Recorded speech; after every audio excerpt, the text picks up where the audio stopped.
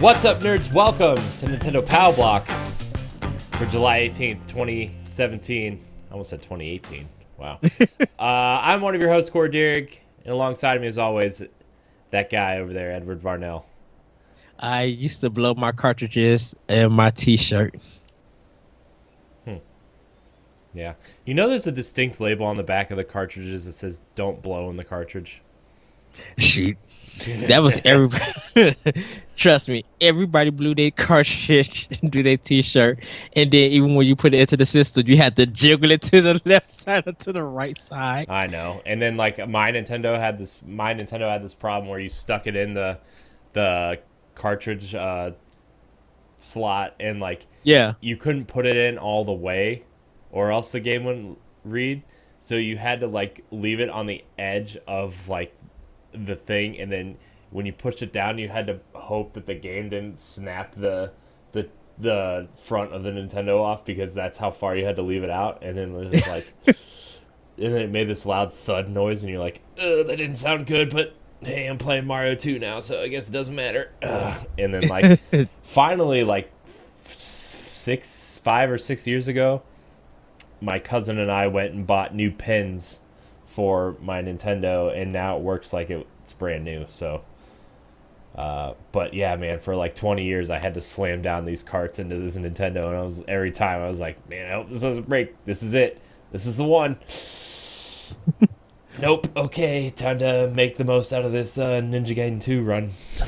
So oh man, good times. Yes. Now I just have this little mini one that Edward got me, and I just have to plug it in, and it works. Yay!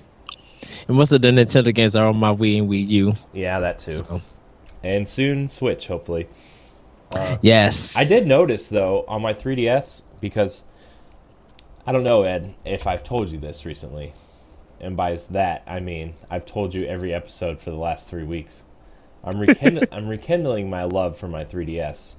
Yes. And I've noticed I have almost a complete library of Super Nintendo and NES titles on there. Yeah, I have a lot of virtual console games on here, so yeah. I don't have my new I don't have my new 3DS yet, so I don't have those games just yet. But I played them so many times that I'm not missing anything. Yeah, that's true. I can't wait for them to come on Switch, though. I'm not gonna lie to you. And yes, I'm really thinking about getting one of those new 2DSs, man. They look cool. The black ones. They really look sexy. I know it's out in Japan. Yeah, Japan or Europe or something got a white one with orange trim. Japan did. Yeah, I think they got the right orange one. And I gotta hit this one person up on Twitter, John Bricciardi from 84 Play. I gotta hit him up, and I'm like, I hopefully he give thoughts on 84 Play podcast. I really want to hear what he thinks about it, because I'm very interested. I might get that instead of the new 3DS, but I'm still trying to figure out, like, do I still get the new 3DS, or do I go to the new 2DS? Because they do still the same thing. I just don't go. Most of my games I don't play in 3D. Yeah, I don't. That's why I want to do it, is because like it'll prolong the life of my 3DS library, just because like the system will be newer, and it'll save all that. Like, think of the battery life that thing's gonna save by not having the 3D in it. Like, man, like I think it's a smart move, like if you have the money to toss at it, because like I don't know if I'd keep my 3DS, but I would definitely use the new 2DS and not fool around with the 3D, and maybe I would trade my 3DS in for some games or something, so.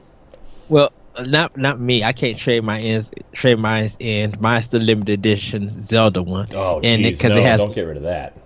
Yeah, it has the link between worlds, and I'm just like, this has to stay right there. Yeah. So, but I need a new 3D, a new DS system. So I might pick up the 2DS later on down the line. Yeah. It's just like, yes. I was watching the Giant Bomb unboxing of the new 2DS, because they got them in early for review and stuff, and it was just like, man, that is a sexy looking system.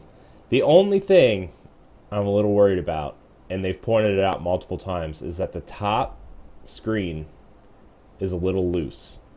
And they said that they thought maybe it was just the demo units that they were playing on at E3, but they got the one and it was a little flimsy at the top, and I'm a little bit worried. But like, all my DS's tops are flimsy, so it's like not really gaining anything there. But you know, right, got it plug it in right now, because after this show, playing Fire Emblem. Ooh, yes. Because let me tell you, friend of show Ray Osorio of Nerd Overdrive has gotten me back into the Fire Emblem cake. Because we've been chatting back and forth once in a while about Fire Emblem Heroes on the phone, and then the last time he was on this show maybe in GR, I don't know, one of these shows, he was playing the new one for 3DS, and I'm like, I guess I'll get it, and I got it.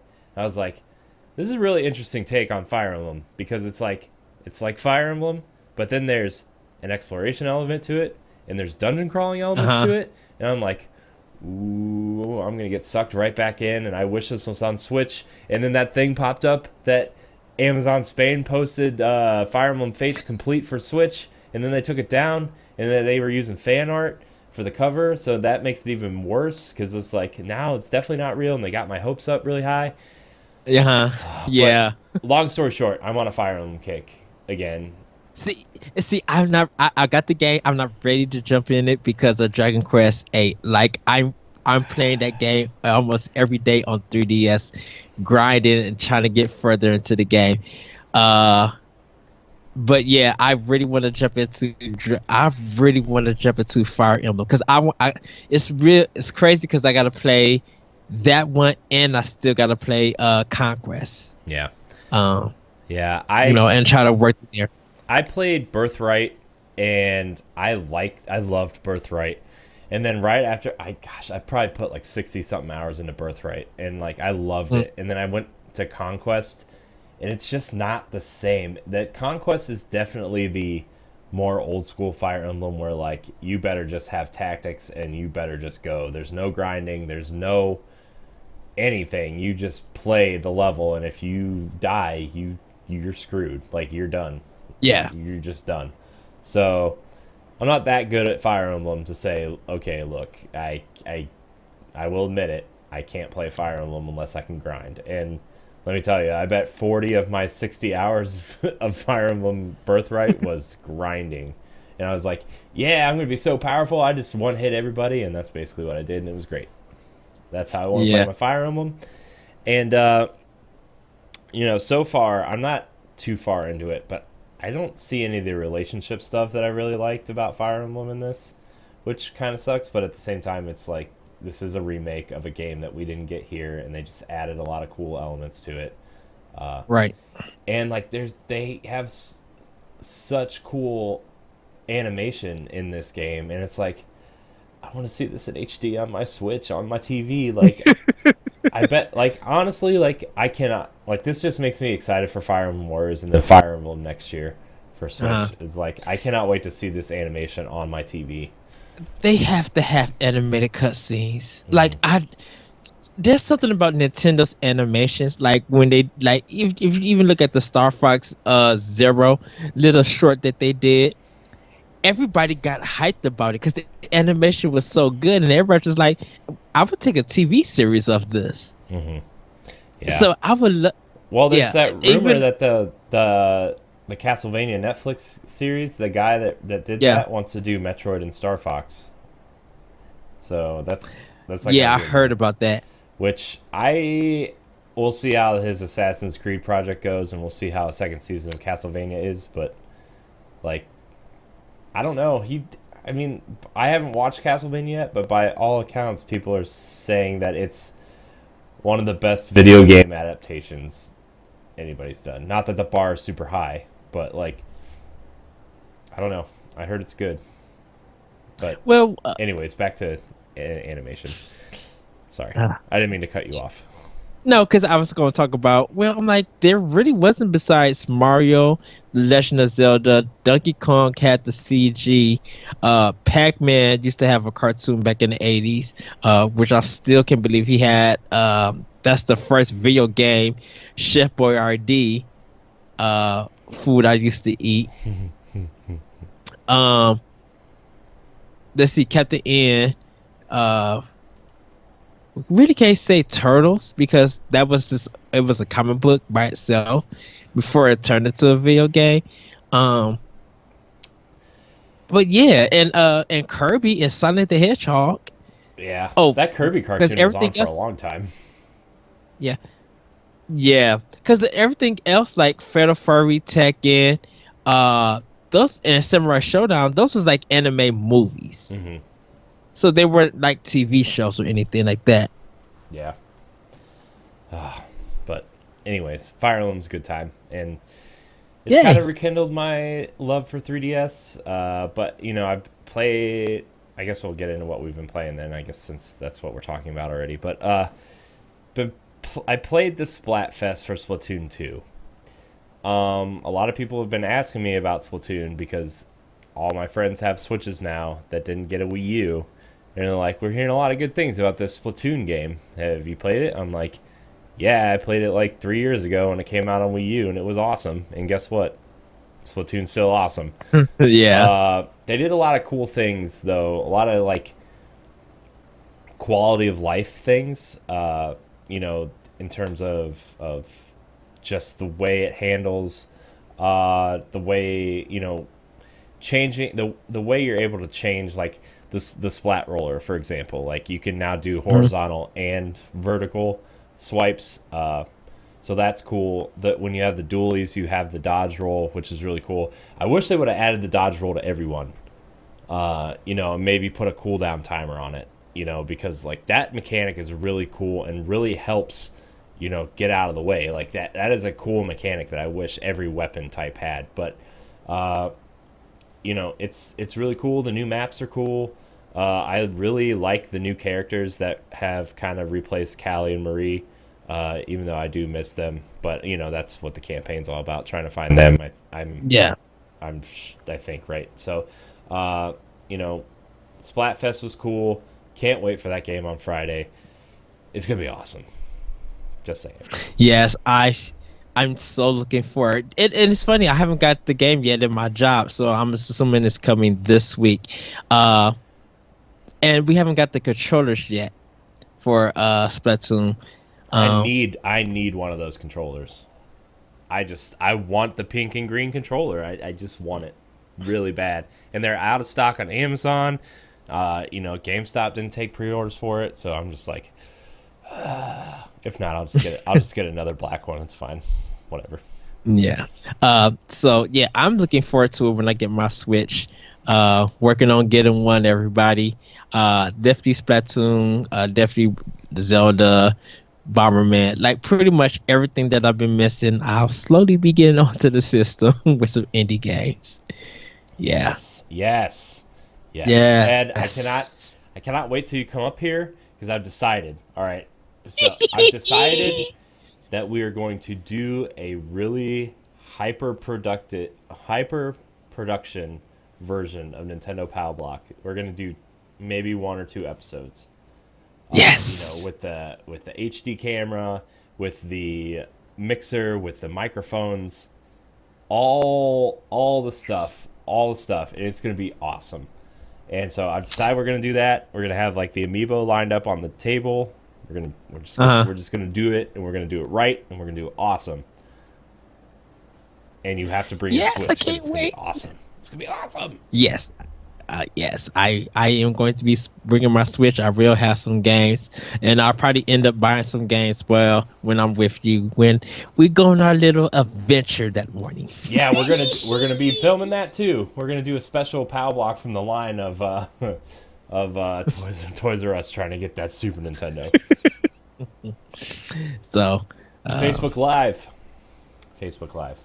Yes. Oh, that should be very interesting. Yeah, it's gonna be awesome. By the way, before I forget, The PowBlock has an official email address now, so if you want to email us your questions without trying to find the thread in the Facebook groups, it's nintendopowblock@gmail.com. That's the email. If you want to email us with your comments, your concerns, your questions, that's where it's at. Just want to make the official announcement that the email address is finally up. So, yes. Yeah, so guys, please send us comments, send us game requests. Let us know what you guys think about the show. Mm-hmm. Yeah. Don't interact with us. Yeah, and Ed and I are going to do some Nintendo-themed Let's Play and podcasts this week, which I'm really excited for. Yes. So, maybe tomorrow.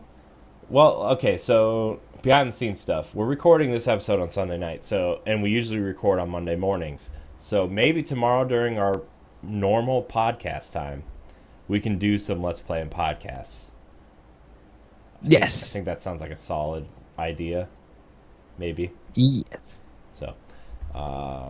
Yeah. That should be able to work. Oh, I'm glad we're talking about what we're doing instead of Nintendo right now, but it's cool. Unfortunately, I still have to buy my Elgato for my Wii U and my Switch. But yeah, we need to do a pod and play because it's so funny. One of my friends in England, he picked up Tomb Raider, Rise of the Tomb Raider for PS4. And I messaged him. I'm just like, this game is so much better than Uncharted 4. Is it Alan? Is it Alan? No, it's someone completely different. You don't even know. Yes. We got to get Alan on the show though. I messaged him a couple weeks ago. He was on a couple of our old content from a long time ago when he was trying to start up Full Fat Gaming. But we need to get him on the show too because he might rival you as one of the biggest Nintendo fans, Ed. That would be a fascinating conversation. Oh, I welcome it. I welcome the discussion. And you sit back with some popcorn and a monster. Yep, and just enjoy. Much what I'm going to do. You moderate. That's pretty much what I'm going to do. I'm going to sit here. I'm going to intro the show, and I guarantee you guys will just. So Alan's good people. I love Alan. If he say that he is in love with The Legend of Zelda 2, we're going to start off that conversation on how wrong he is. I don't think anybody likes Zelda 2. Oh, I talked to when I talked to the developers of Shovel Knight, Jakob Glaze, we got into that discussion between Castlevania 2 and Link 2, and it's hilarious. I don't think Larry posted it, but I'll have to send you the link. I'll have to let you listen to it because you're going to fall out and it's only 60 minutes that we talked about it, but it was such a good conversation, dude. It's so good. And it's funny because he did make a point that the same argument I made for Link 2 he made for Castlevania 2, and all we can do is bust out laughing. It's so good. Oh man, that's funny. Man, Ed, let's get into some Nintendo. What's happening this week? What happened? What is happening? Oh goodness, what is happening? A lot has happened. A lot of games got announced. Jack Party Box 1 and 2, that's coming to Switch, and I'm just like, oh wow, that's solid. And I think those games are fun. Have you ever played the? I've never tried. Oh, they're just they're dumb party games, but I mean they're fun. They're good, good dumb, not like dumb. They're good dumb, and fun to play when there's people that don't necessarily play video games a whole lot. But they're just fun. Yeah. So we didn't get a chance to talk about this one, or maybe we did. I don't know.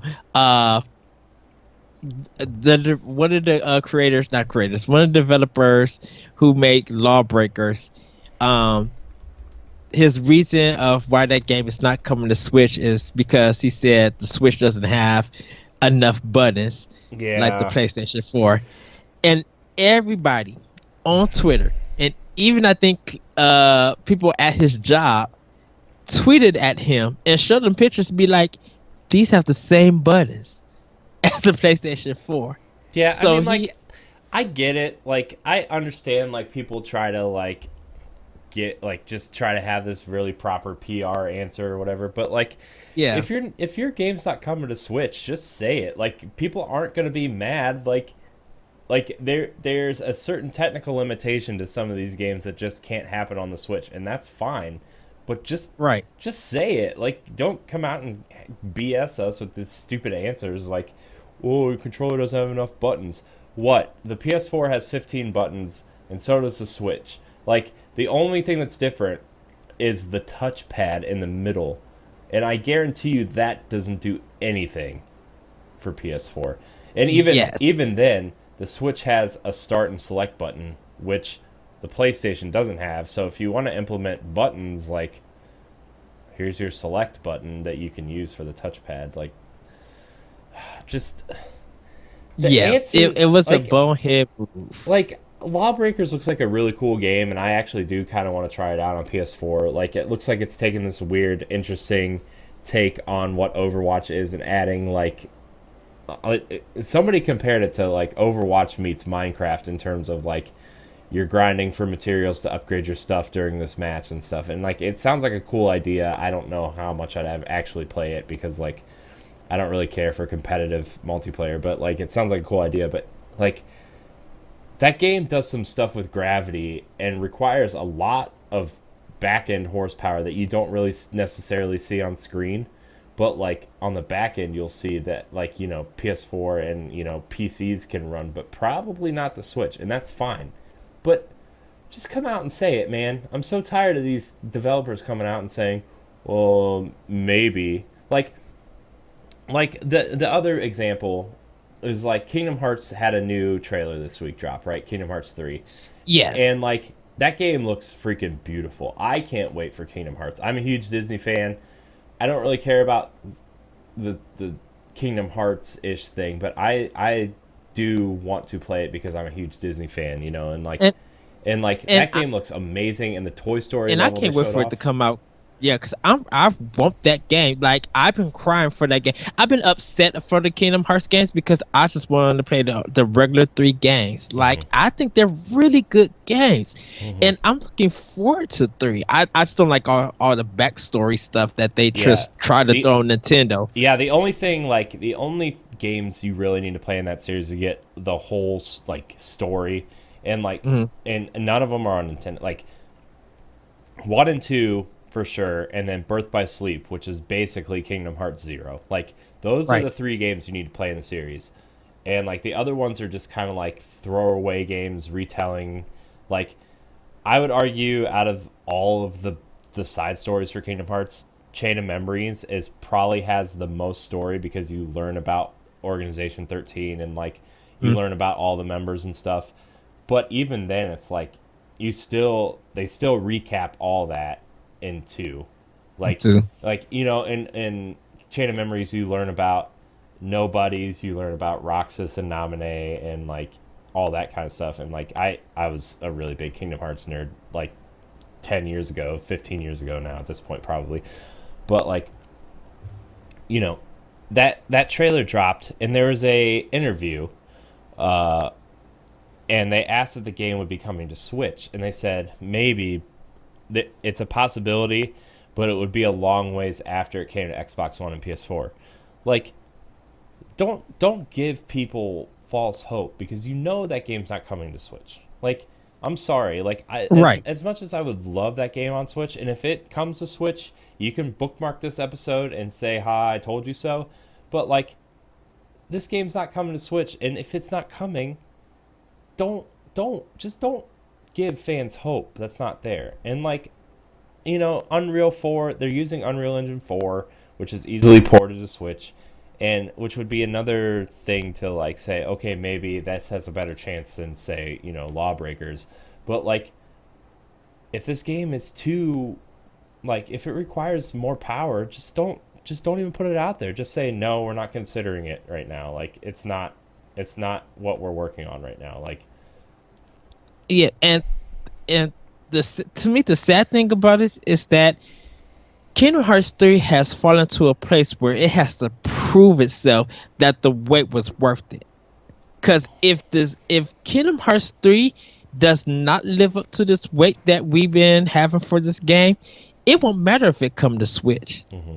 If nobody is not going to be playing it. Now, if it does come to Switch, that's going to guarantee more sales for it, and it will probably shock Square Enix that, oh wow, this game really did sell well on Switch. You know, and hopefully they show Square Enix that the one game that they're releasing for Switch and their new the last Sphere, Mm-hmm. when that comes out for Switch, I hope that shows Square Enix that if you put your role-playing games on the system, people are willing to buy it because they want to play this whole game on the go, on their long trips. We're getting to the holiday season. You know, kids are still, well, not holiday season, I should say. Around this time, kids are getting ready to go back to school. Mm-hmm. You know, and they want to set stuff up. Well, what if they can't have a big TV and, you know, really bring their PlayStation 4 and stuff? If they got a Switch that's easy and compatible to not only play on their trip there, but can easily set up in a dorm room, people are going to be wanting to play your games on that system. But anyways, sorry. But yeah, I'm tired of these answers, and like, you know, the Switch is a cool portable device, and like, you know, it's a device that I would have killed to have when I went to college 10 years ago. Like, just to lay in my dorm room and play games like that instead of lugging a huge TV around and like, you know, these big boxes and stuff. Like, I would have killed to have a Switch, and like to play games like that on Switch would be great. And like, I mean, not that we don't have great games on Switch already, like Zelda and ARMS and Mario Kart, and, you know, Splatoon's coming, and we're getting a whole slew of games this fall, which we talked about thousands of times on the show. But to have a strong game like Kingdom Hearts would, I think, would benefit the Switch. Like, it would benefit that game to have it on Switch, and that's one of the rare titles I think would actually benefit from being on the Switch, because people want to grind RPGs like sitting on their couch while they're doing something else. You know, it's one of those things where, you know, I Am Setsuna is a good example. Like, you know, Yes. it's in that same vein of, you know, Square RPGs, you know, where people want to sit and grind while they're watching TV, or, you know, it's something to do while you're doing something else, is grind in an RPG. And the Switch is perfect for that. You know, we've talked about it 1,000 times. Nintendo has made a killing on portable RPGs, you know, with the DS and the 3DS, and now Switch, presumably, right? So to miss a big one like this is like it kind of sucks. I mean, and especially when it's on an engine that's been proven to work on Switch. yes. You know, it's that kind of thing. And I know it's going to take extra work, and like, you know, maybe 6 months after it comes out on Xbox One and PS4, maybe we'll get it in the spring at some point, you know? Maybe we will get it. But like, yeah, it's kind of a bummer. And I'm not usually one to complain that we're not getting games on Switch, cuz like, it's understandable. Sometimes it's understandable. But like, this is just one of those. It's just like, man. Well, it's weird that, you know, a lot of people are asking the developers, you know, are your game coming to Switch? And then they'll give them an answer. And, you know, a lot of Nintendo people have already come to the terms with just like, okay, we understand. But then the games that we don't expect that's getting announced for Switch, everybody's getting excited about. And it's just like, oh, new game from this developer or this publisher got announced for Switch. Oh, now I'm interested in getting that game. And so it looks like when these journalists go talk to these bigger companies and they make their reply or give their answer about their version of a game coming to Switch not happening, there's like 2 or 3 other companies that's announcing games for the Switch, and everybody is like ready to support that and market that. So it looks like, once again, if third party don't get their stuff together, it doesn't matter if your game come to Switch or not. Everybody's going to be supporting the games that do come to Switch that came out of from nowhere. Mm-hmm. Yeah. And that's where the money's going to be made at. Mm-hmm. Yeah. Yeah. So it's just weird, but you know, we are getting really cool indie games. We're getting a lot of strong support from Nintendo this fall. So, you know, and this game isn't coming out till next year, so maybe there'll be something. You know, they did give a release date, but there are a lot of games coming out for Switch and 3DS soon, and there's a cool game that I talked to before the show started. Yes, it's called The Last 5 Minutes, or what? Hold on, let me get this right before people start. You know, the longest 5 minutes, and this is an indie game that, you know, it's not coming out till spring of next year, but the concept is basically you're in the final boss fight of this big long RPG. This is how the game starts, and you get hit by the boss, and the main character gets amnesia, forgets how to use his weapons, forgets how to use, you know, his special attacks, forgets his powers and all that kind of stuff, and your party members kind of are trying to talk you through it, and you know, you play the game through these flashbacks, and you know, that's how you gain your powers back, that's how you gain your weapons back, that's how you gain everything back, as you play through these flashbacks. And you know, it's the whole game takes place through flashbacks, but it also takes place in the final 5 minutes of an epic RPG. It's pixelated, kind of top down type thing. So about the game, I'm just going to read this description real quick.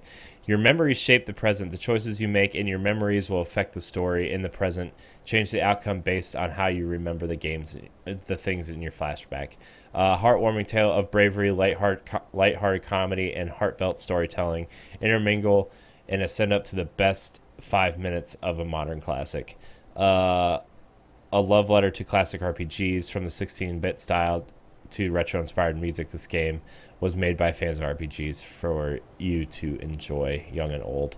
So, I mean, it looks super cool. I recommend you check out a trailer. It looks fantastic. Yes. I mean, like, it looks like a mix between like Final Fantasy 3 for Super Nintendo and kind of Earthboundy, where like when you travel through the towns and stuff, your party members follow you. But like the turn-based battle system looks really cool. So, like the early Dragon Warrior, and because they were called Dragon Warrior before Dragon Quest became their name in here in America. And even further than that, Fantasy Star. But I was watching the trailer, and it just hit me. I was just like, this is TurboGrafx 16 all together. Mm-hmm. Like I didn't get Super Nintendo vibes from it, because Super Nintendo had a look and a style to them. But TurboGrafx 16, I'm down for with their RPGs. And this looked like it would have fit that system. So while looking at the trailer, I was just like, yeah, I would pay $15 for this. Yeah. Yeah, it's which I'm probably going to pay. Yeah, and it's coming physically too to Switch for $30. So ooh, yes. So like, I mean, it's going to be $14.99, I think, digitally on all platforms. But if you want it physically for Switch, you'll probably get some little tchotchkes and stuff, like kind of Cave Story or Puyo Puyo Tetris, where you get a cool keychain or whatever. So I would love for it to come with the cape from the game. I think that would be so cool, like a little handkerchief cape or something like that. Yeah. But yeah, man, that game looks cool. I am very picky about what indies I play, but that game is definitely one of the games that you should be looking out for. It looks super cool. So, what else? What else is coming? There's something else I saw that was coming too. So everybody, just to let you know, you could go actually on Destructoid for this one. I haven't got a chance to actually read it. It seems to be affinity item duplication for Breath of the Wild, like a glitch that allows that. But you do need the new DLC, and you can read that story on Destructoid to find out more about it. I just seen it, and I'm just like, oh, Oh yeah, okay. it's like this glitch where you can pick up the same Korok seed like infinite amount of times, and you can get like use that glitch to max out your inventory space. So, yeah, but you need to download the DLC to have that glitch. So, get it before it gets patched, I guess. Yeah. Oh, something else. Rayman Legends Definitive Edition has Yes. a release date for September 12th. If you didn't buy it on the 97 other platforms it's on, you can get it on Switch, which I'm going to be playing it on Switch because that game is so good. Game is so good. It's literally, you have to got to see this game in motion. I have it for Wii U, and I'm super stoked that it's coming to Switch because it's an automatic rebuy. I love this game. Yeah, it's the best platformer outside of a Mario platformer I think I've ever played. Like the music levels where you run to the beat of the music and you time your jumps with the beat of the music. It is so perfection. Gosh, it's so good. And like I almost wish they would package Origins in with this one, just because like both of them, because like Origins is great. Yes. And I have it on 3DS, and let me tell you, it plays great on 3DS. But Legends is, I would put it up there with some of the best Mario games, honestly. It is so good. It is the attention to detail in the levels, the way you jump, the ability to like move through the levels without stopping is just like, it's okay. Question for you: if they said the game is hidden, like Origins was hidden in the game, and you just gotta meet a certain requirement, and it unlocks the game, would that add more value to the game, or did you just want Origins to come out?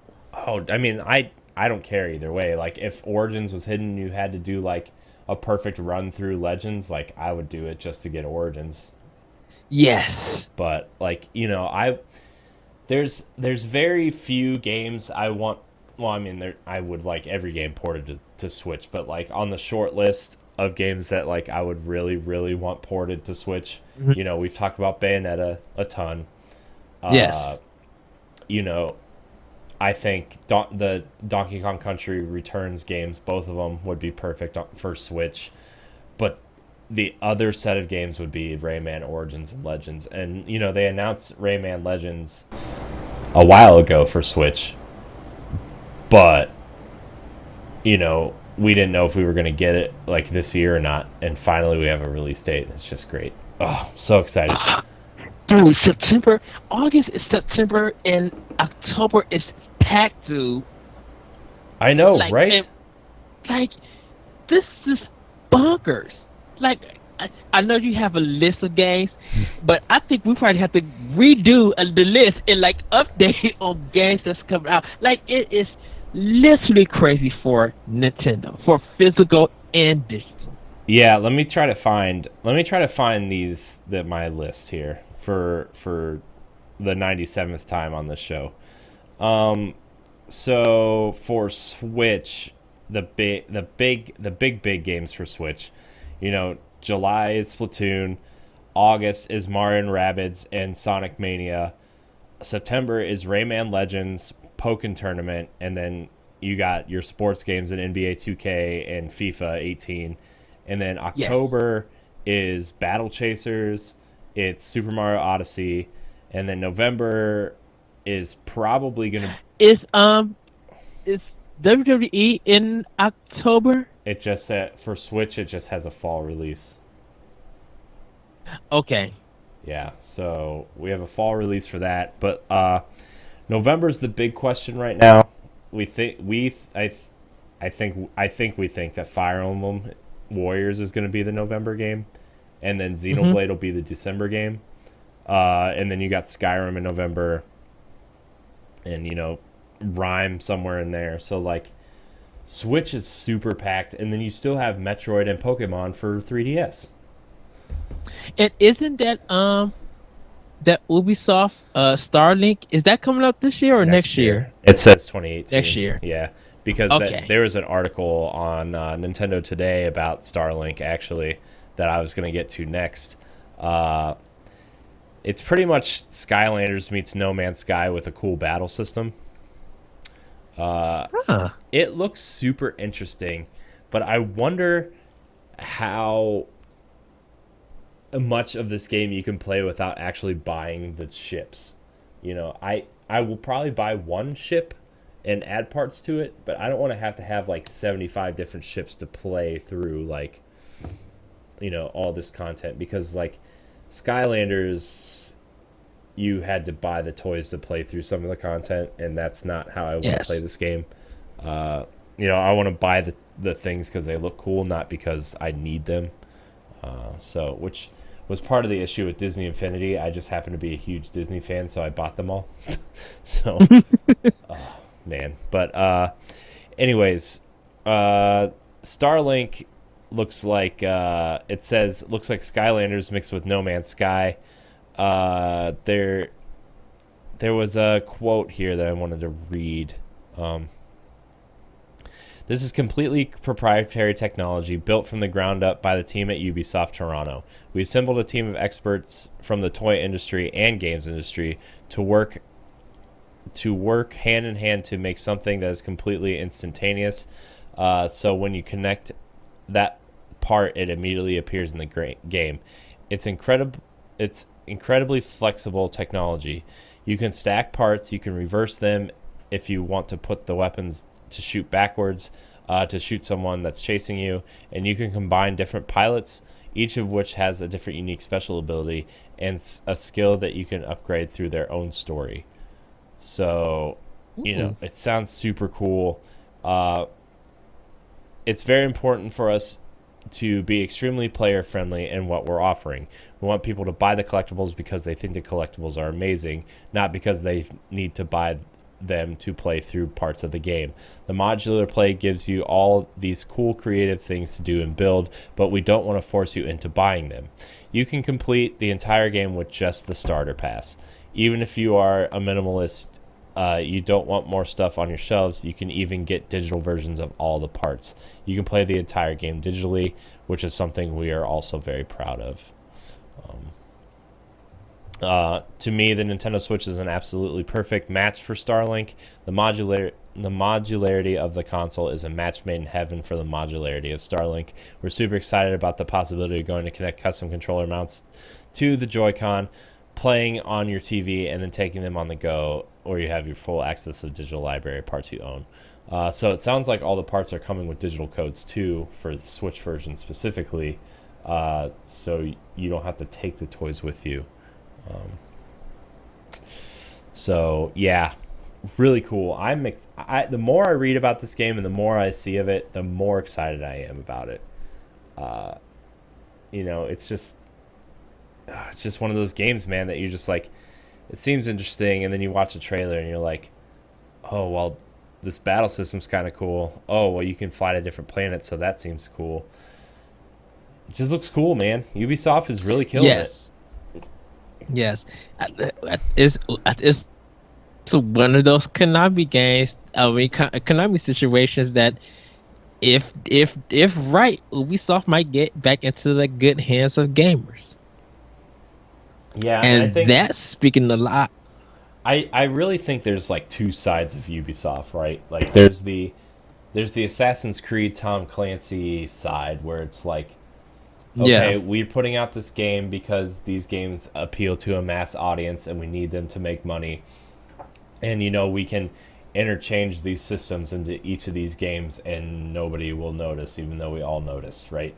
But then you get this creative side of Ubisoft, which is like Rayman, which is Starlink, which is Child of Light, which is Valiant Hearts. Like, you get these really cool experiences from Ubisoft. Like, even the first Beyond Good and Evil at some point, right? And, like, these are the these are the games that I want to see on Switch. And like, not that like having The Division and Assassin's Creed is bad or anything. Like I want those games to exist too, but like a game like this really shows like, I feel like Ubisoft takes a different approach to games than EA and Activision, and it's stuff like this that's why.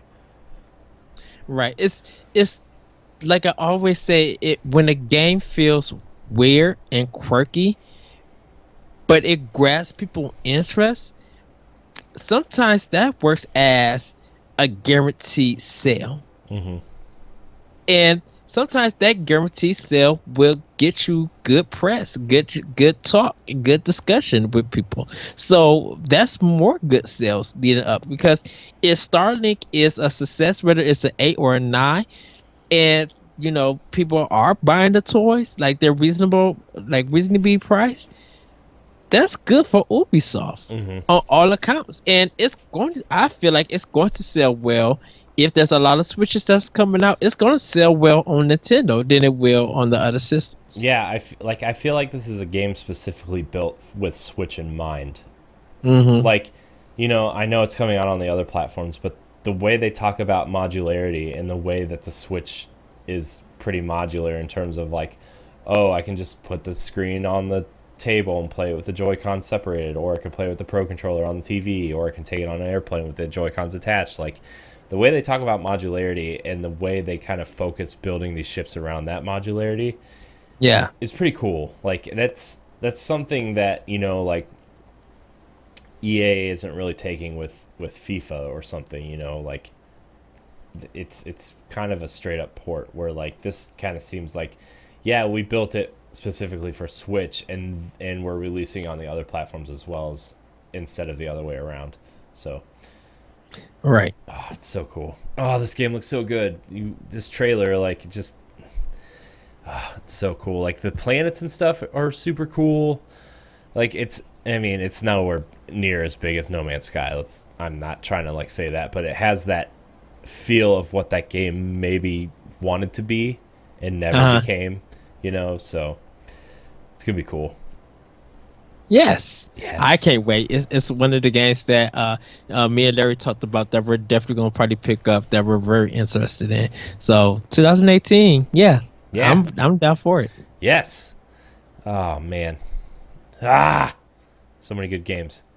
Sorry. Yes. But, dude, I'm still hyped about that Rayman Definitive. Like, I know. It's cool, man. I want some cool, like, I'm really excited to get into this fall because, like, I want to play my Switch more.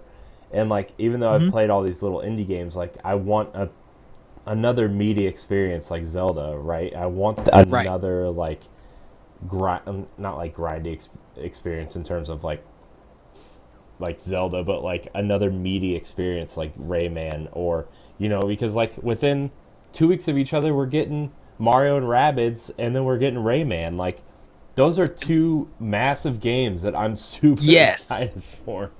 You know? Yes. Gosh, and those, like,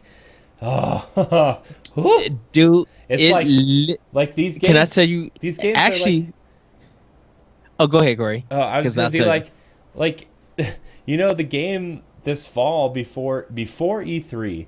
The game this fall I was most excited to play, and the game I thought I was going to play and not get anything else until Mario Odyssey, was Destiny 2. And now all these games were announced and are coming out with the release dates and stuff, and I'm like, I'm not going to have time to play Destiny. Like, I got all these other Nintendo games to play. I don't know. Well, it's funny that you mentioned it, because without me even thinking about it, the beta for Destiny and Splatoon releases this Friday. Right. That's insane. Well, I think Destiny beta releases. I think for PS4 it's out when this episode posts, and then the Xbox beta is tomorrow.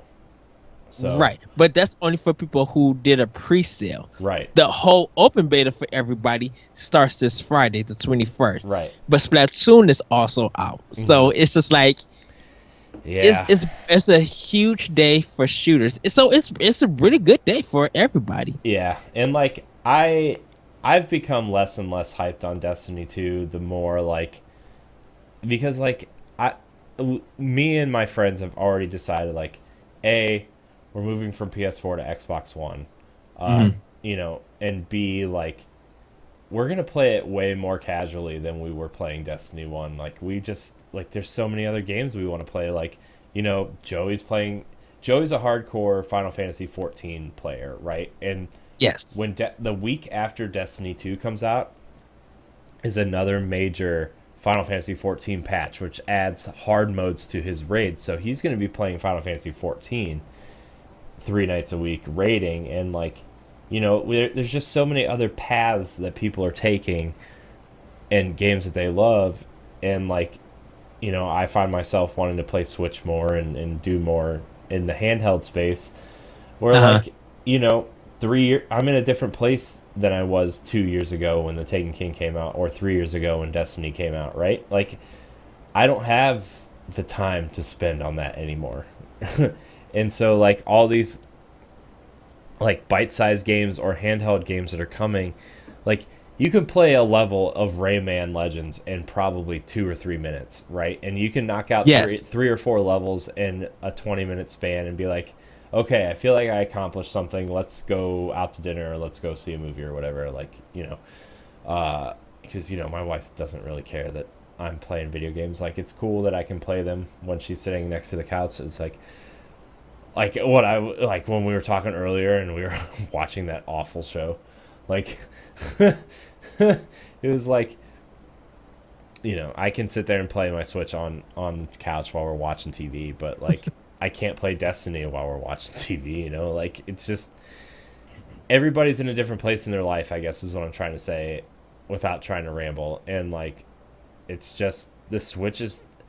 It's the blog I've been working on for probably 2 months now, and, like, trying to word it perfectly is really starting to grind. And, like... you know, but it's, like, the perfect device for where I'm at in my life right now, you know? Like... I got married 6, 7, 8 months ago at this point. 9 months ago? October. Whatever October. I can't do math right now. You know, we're going to try to start having kids soon. Like, you know, we're looking into maybe buying a house in the next year or two. Like, all these things. Like, I don't have the time that I had when I was 20 years old, right? I don't have the time to sink into Destiny anymore. And, like... The Switch is giving me the option to play games in a different way that fits my lifestyle. And, and it's such a good thing, and which I think is why it's popular with, you know, young adults now. Is like, you know, people are always on the go. People always have to be going somewhere, doing something. Like, you know, my friend, like, everybody made fun of the rooftop party when in the commercial, right? Well, guess what my friends did the other day? Oh, they threw a party, and guess what? They had a Switch there. They were playing 1-2 Switch. They were playing Mario Kart at a party. Surprise, that stuff is really happening, you know? So, like, yes. This thing, it's one of those devices that people need to get in their hands and then they'll understand, which is why I think it's super popular, is everybody's getting one now. And that it's the Wii situation, right? People are getting it, they're playing it, they're telling their friends, then their friends want it. Yeah. And then, you know, people like, you know, parents are going to want it for Jackbox Party Pack and 1-2 Switch and, you know, whatever the quality of life thing that they're working on. So, like my mom is a big Mario player. Like, she's going to get a Switch to play Mario, whether it's 2D or 3D. She is a big Mario player, so like this is going to appeal to her because now, you know, she could pull a controller out, give it to her grandson, and they both could play the game at the same time. Like, if they ever make a new 2D Mario game, which they will, I would love to see. I would love to see a new Super Mario Brothers on Switch. Mm-hmm.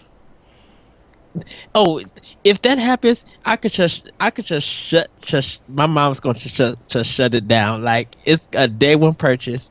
she's gonna have it in the system, and she's gonna have half of the game beaten on the first day that she get it. And, like, she would learn that game inside out. But she's a big Mario player, and this is gonna appeal to her because, like, if she's on the go, sometimes my nephew's with her. My nephew is gonna be wanting to play the video game with her, so she could be at the doctor's office and be playing Switch and showing it off to everybody. Be like, "What are you playing?" Like, "I'm playing Mario and I'm having fun." Like, she could do that. Yeah, and like the big thing too is like, you're like, oh well, they didn't really give you a mobile experience for this mobile game, and it's like, you look at Zelda, right? And that game seems so epic in scale and so massive and almost overwhelming on paper, right?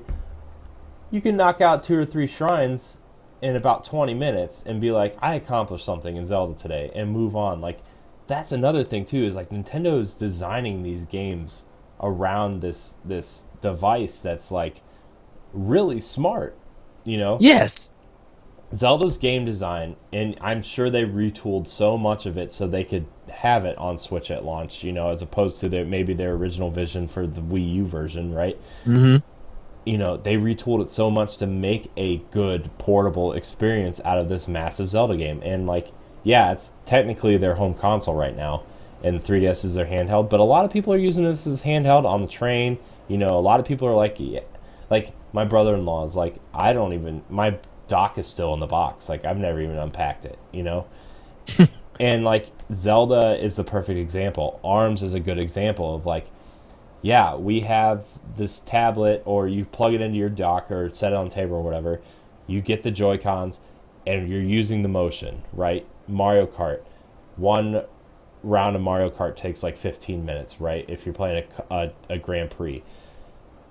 And that makes me excited for Mario Odyssey. Like, how many moons can you collect in a 15 to 20 minute span, a 45-minute span? Like, their design for this device is impeccable, and it's just like, oh, I don't even know how to describe how my brain is working right now. That's how good I think this device is. And this might sound funny to everybody, or some people might think it's weird.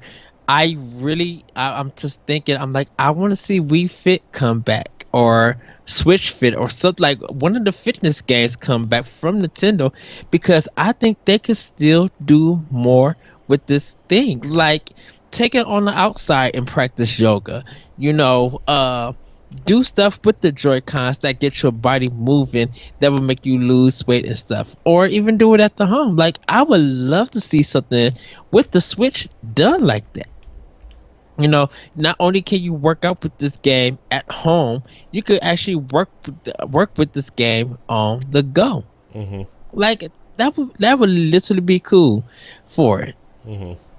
Yeah, and like, there's so many other experiences that are really good on Switch, right? Like, we got Cave Story, which is super fun. You know, we got all these good indies. You know, we got I Am Setsuna, which is secretly one of the better RPGs in the last, probably, I don't know, 15 years for a Nintendo console. Like, you know, I mean, we got Bravely Default, which is an amazing RPG. We have Pokemon and stuff, but like, I Am Setsuna is such a strong title for Switch. Yeah, it is. And I do have to return back to it on PlayStation 4, but it's a like an automatic buy for me. Like, I'm going to spend I think it's $30 or $40 on Switch. Mm-hmm. I think it's 40. I'm going to pay the $40 because I want to play this game not only on the go, because when I go see Corey, I want to play this game, but I really want to hear the soundtrack with my headphones, dude. Like, literally just be like, I just want to pause the game wherever I'm at and just listen to the music for an hour or two. Mm-hmm. Yeah. And, you know, I know we kind of really got off track from what we were talking about, but like, it's just this device has kind of changed the way I like to game and am able to game. Mm-hmm. And like, I don't have the luxury to sink thousands of hours into a game that I would like to, but like then again, I turned around and I'm approaching the 215 hour mark in Zelda. You know, because you know I've done almost all the DLC. I'm trying. Gosh, the Trial of the Sword is super hard for me. Like, you know, I suck at the combat in Zelda, and you know, like I said on World War One this week, like, you know, I think the strong suits of Zelda is the exploration and the puzzles, and it's not the combat. The combat in Zelda has never been the strong suit in Zelda. It's always been the puzzles and the exploration. And like, even though this is better than most Zelda games, like it's still not the strong suit. And like working my way through that is still super hard. And maybe I just suck at games. Like, I don't know. It's probably the latter. But like, you know, I'm still having so much fun with this game. 215 hours in, and like that's something I couldn't really do with, you know, it took me like 2 months to beat Rise of the Tomb Raider because I was restricted to the TV, you know?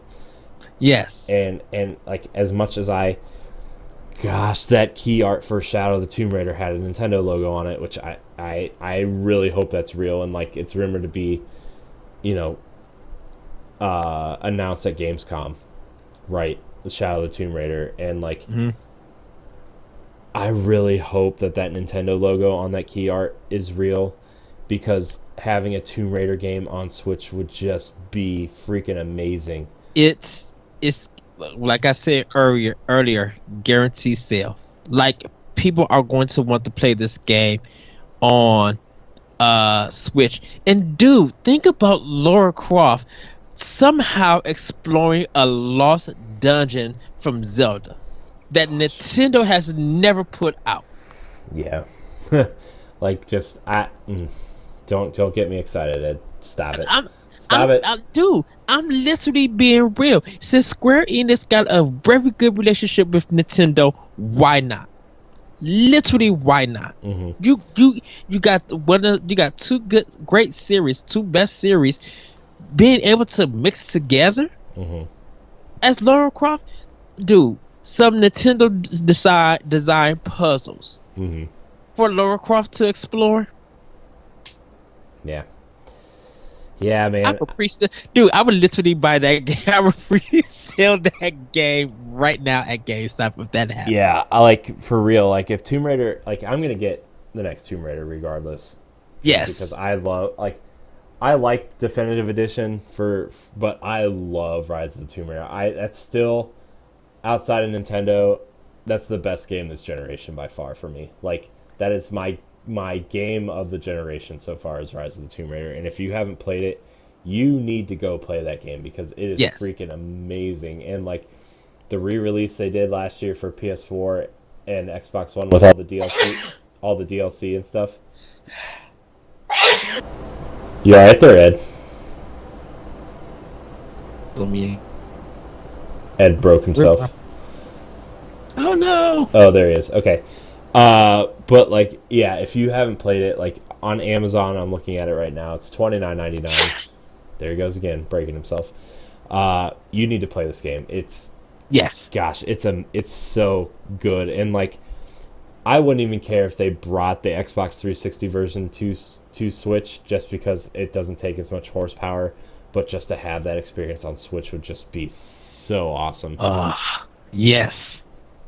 So, I mean, if we get anything like that on Switch, I'm just gonna be like, I'm done. This is it. That's all I need. I need this, and I need Bayonetta, and I need DMC, and I'm good to go. Even if they release Rise of the Tomb Raider for a Switch, this would be my third version of the copy. Yeah. Like, I'm just gonna buy it. Yeah. Like I would totally re-buy it again. Like just don't get me excited, Ed. You're getting me all excited. You're getting me all. I'm just I literally now want a dungeon in Tomb Raider. Yeah. If it comes to Switch. Yeah. You're getting me all excited, Ed. And And the thing about it is, they can market the PlayStation 4 version all they want to. Yeah. That could be the leading platform for the game. I bet you it would go on Switch because people gonna be like, oh, uh, Lara Croft is exploring a dungeon. Let me throw you another one. You remember those little eye things in Gold and Silver and Pokemon? Yeah. Throw that dungeon in, just for historical moments. Ed, you're playing with my heartstrings here. I'm just saying. I don't know. I don't know if I can do this right now. Cause look, I'm sorry. If you do Zelda, if you do that Pokemon dungeon, and you throw something from Xenoblade Chronicles, I'm done. That's it. Literally it. Did you, speaking of Xenoblade Chronicles, did you see that after Xenoblade 2 comes out, they're going to talk about porting X to Switch? Ah, yes! Yeah, there's this, they're going to talk about it. It's not a guarantee at all, but it said, they did an interview with Time Magazine, and they were talking about the development of Xenoblade Chronicles 2 and how much easier it was to develop because of they already had the framework from Xenoblade Chronicles X with the HD assets and everything. And yes, it was actually a really good explanation on why they could do this game in 3 years instead of 4 or 5, whatever the last one was. I'm just gonna read these quotes real quick. If you want to look it up, go to Time Magazine's website under their game section, and there's a big thing on Xenoblade Chronicles 2 development. But basically, they said the ease or speed of developing Xenoblade Chronicles 2 stems a lot from having already created this architecture with the Xenoblade Chronicles X engine. The game portion of Xenoblade Chronicles 2 is kind of overlaid on top of the fundamental architecture. I think that made the biggest contribution on why development went so fast. And in terms of Switch versus Wii U, another point is that we only had to deal with one screen instead of two, so that also made development a lot easier.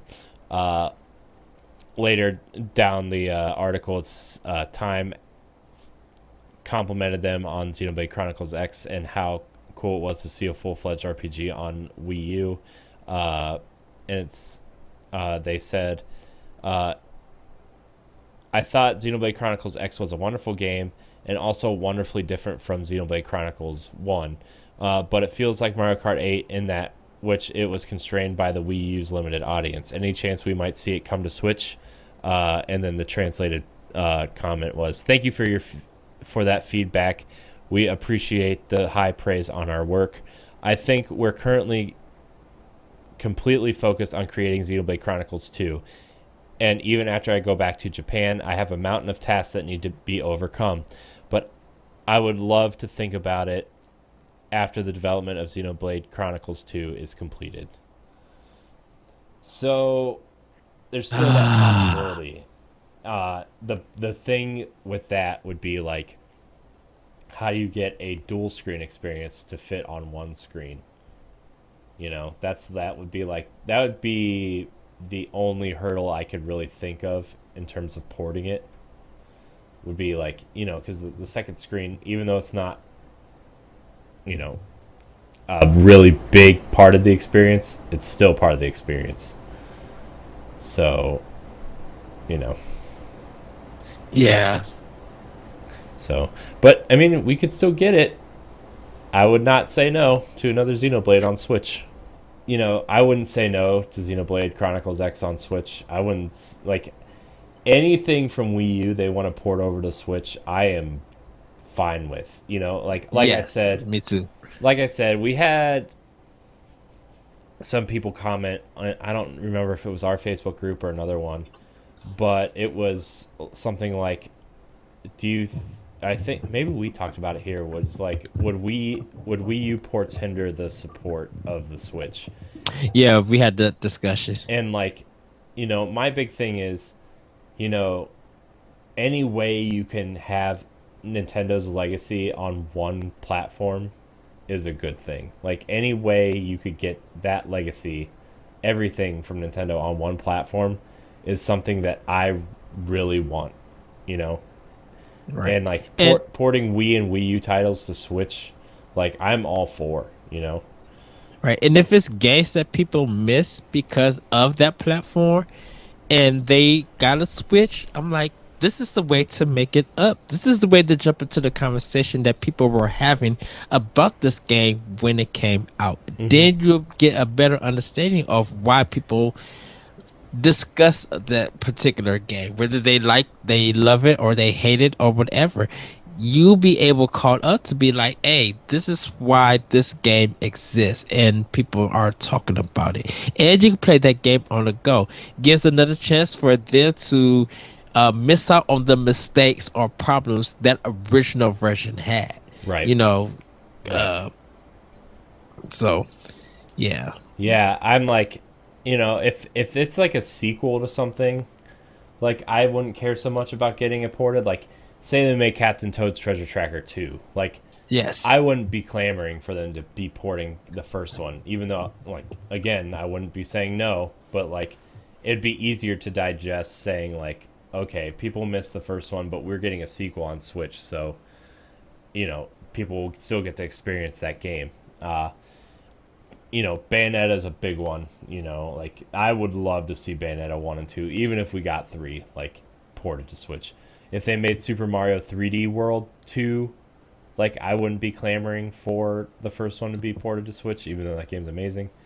Yes. So, like, it's almost a case-by-case basis, but, like, Xenoblade Chronicles X, like, even, you know, when people are done with Xenoblade Chronicles 2, they're going to be looking to jump into something at least that's going to scratch that itch for them, right?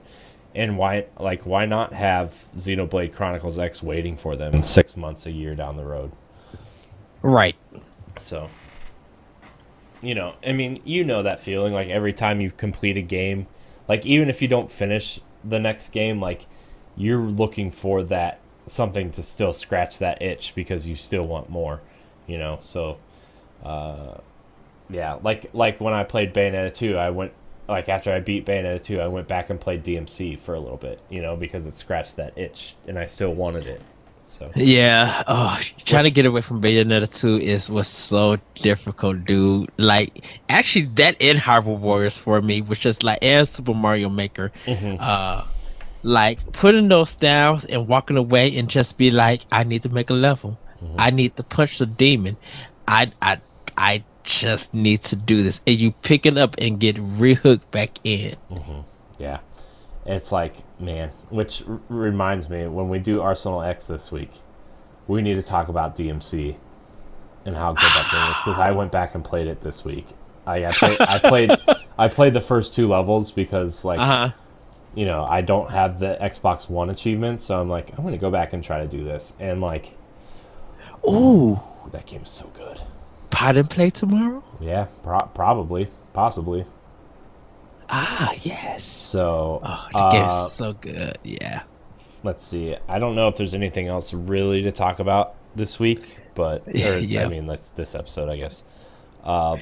It's so funny. We were talking about a Game Boy too, but I think we're gonna come back to that. Yeah. I think we're gonna come back to that. I think what we talked about got us hyped up again, but yeah. I think that's going to do it for the show, guys. Yeah, because, you know, we need to save some for Friday, and I do apologize for not having an episode last Friday and breakouts this week. Something came up that I needed to take care of and didn't have time to record it, but there will be an episode this Friday. Maybe we'll save. Maybe we should do like a 64 and Game Boy / Game Boy Advance classic, like what games would go on there, and like maybe the possibility of a Game Boy 2. Oh yes. So yeah, maybe that'll be Friday's episode, unless something big happens this week. So let's see. Anything else before we wrap it up? This week you can watch the Smash 4 Evo Finals on Disney XD, or actually that's already happened. Never mind. happened on Sunday, so my bad. And also, ice cream run the Splatfest. So, Sean Capri, I'm coming for you on Twitter, and I'm gonna say Nana Boo Boo to you. Yeah, well, I picked cake too, so. Cake. I'm not a big ice cream guy. Really? Yeah. Dude, I've been eating ice cream like crazy here. I like ice cream. I'm just not like, I don't ever crave it. I like when my wife gets it, I'll eat some, but like it's not something I'm a very picky eater. Like I'm very picky, like there's just certain things I just don't go near. When it comes to cake, definitely yellow chocolate. German is good. And sometimes it just depends on, like, definitely with the frosting. I can't do whipped. I need like that buttercream frosting, that sweetness to it. I'm not too into marble cake, but if people make it, I'm down for it. And I love cupcakes, like no doubt about it. Pineapple upside down cake is good too for me. I like that one too. I like chocolate cake with some chocolate icing, or like that crunchy part in a DQ ice cream cake. Like that's always good. But I only like the crunchy part. I don't need any of the other stuff. I just want the crunchy part. But yeah, I picked cake. So I don't know. I'm excited for Splatoon on Friday. We'll have impressions of Splatoon next week. Well, at least I will, and Ed can just be sad because he can't play it yet. Haha, just kidding. But yeah, that's going to be fun. So that's going to wrap it up for this episode of Nintendo Pow Block. Remember, you can send emails to nintendopowblock@gmail.com, and we will answer your questions and read your really rude comments. So, Pow Block community is not that big. We don't got any trolls yet. We're good. We got a great community going. So, Ed, where can we find you? So I'm going to keep this one short because Skype is still acting up a fool. You guys can follow me on Twitter at that retro code, and you can hear my podcast Optional Opinion on SoundCloud. And check out my writers on NGR. I have a new blog up. I review stories, The Path of Destinies. So do check out what you guys think of that review and what I gave it. Another review will be coming out later this week, and some new blogs will also be coming up this week too. Yes. Ah, man. All right. Well, dude, my N64 and Game Boy list is going to be so hard. I know. Oh, it's crazy too because, like, oh man, that's what I wanted to talk about on one of these shows. Like, I just went through a whole bunch of stuff and I showed you all the pictures of stuff. Like, I'm cleaning out stuff and getting rid of some stuff, and it's really hard. And like, dude, I saw all my Nintendo 64 games and I'm like, man, I have every good Nintendo 64 game ever, and it's great. Dude, you literally almost had me crying and reminiscing, like, with all the systems. And I was just like, no, sell that game. That game is no good. But the pictures that you posted of your collection, I was just like, I want to write. I definitely want to do an optional opinion about this, and I literally want to cry because, as me and you was talking, I'm just like, these games, like, they mean something because they helped me create a lot of memories, and I'm just like, man, like, most of these systems that you showed me were big throwbacks. Yeah, for me. Yeah, this was the first. I was sitting in the living room, and my wife wasn't home, and she had just gotten home. I don't know. She wasn't in the room, but like, I had all my Nintendo stuff laid out on the floor for the first time. All of my Nintendo systems were out at the same time in the same space, and I took a picture and posted it on Instagram, and it was such a nostalgia trip for me. Like, I remember when my grandma got me my Game Boy, and she got me Tetris, Super Mario Land, and boxing. Those were the 3 games I had for Game Boy for the longest time, and like, it still works. My Game Boy still works. It's this big white brick with a grainy yellow and green screen, but like, man, it still works. And like, my cousin gave me on the same day, he gave me Ninja Turtles on Game Boy, and then he also gave me his NES because he was getting a Super Nintendo, and so he gave me his NES and all of his games, and I was like, man, I remember sitting. Gosh, my parents had this little TV set up behind their couch, and like had my Nintendo and my Sega Genesis hooked up into it. And I just remember sitting behind their couch all the time playing Super Mario 2. Like, when I still think Super Mario Brothers 2 is criminally underrated compared to 3 and World. Yes. Like, I love Super Mario Brothers 2. It's my favorite Mario game outside of Mario 64. Like, that is my favorite Mario game.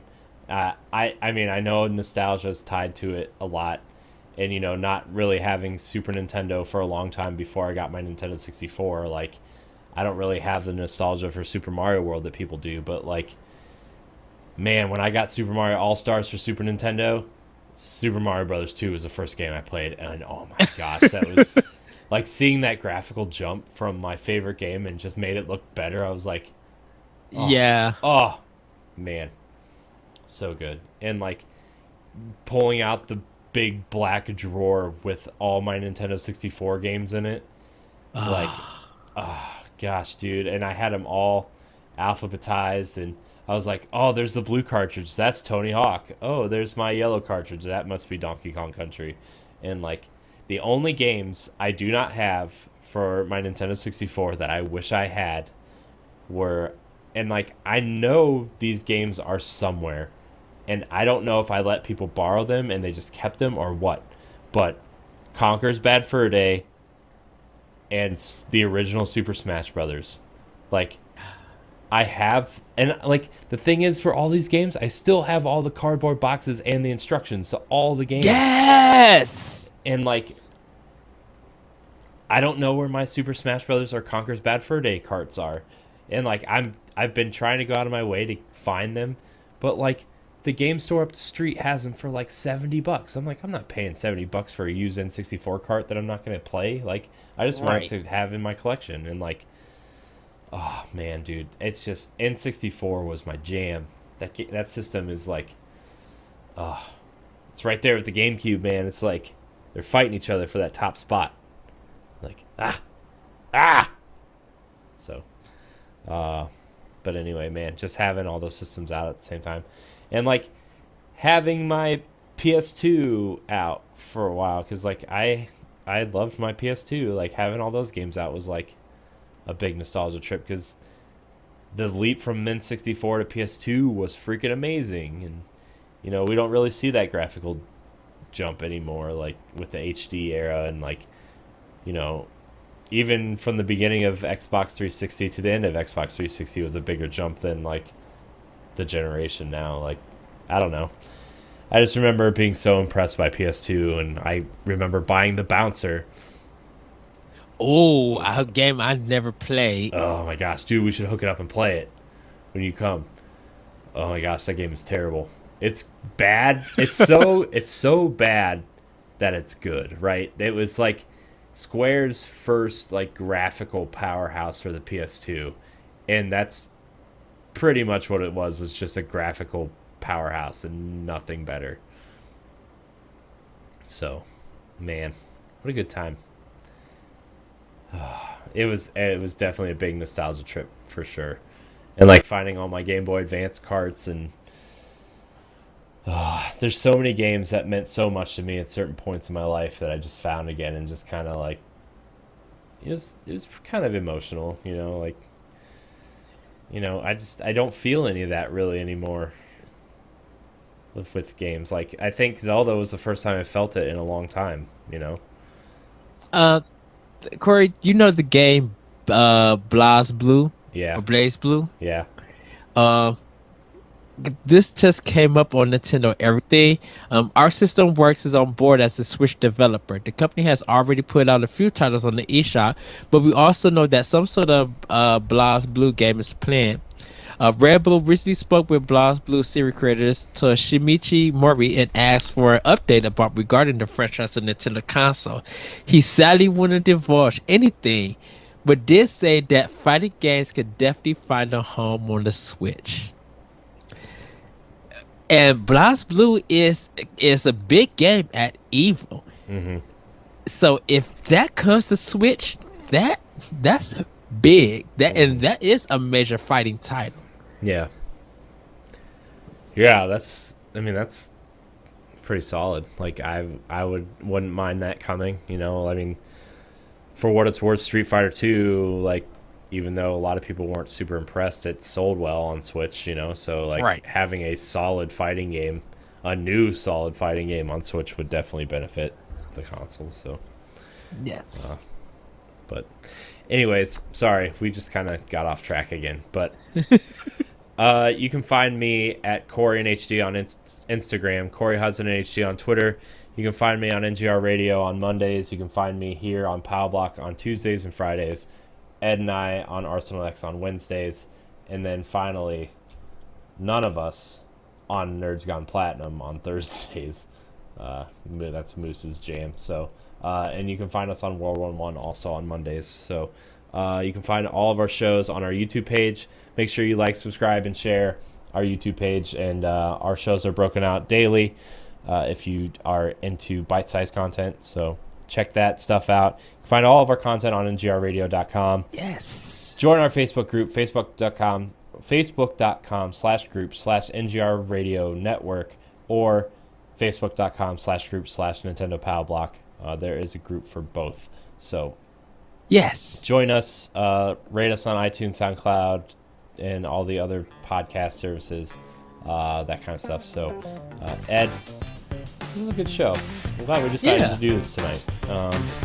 So anyways, thank you so much for watching or listening, and until next time, we love you.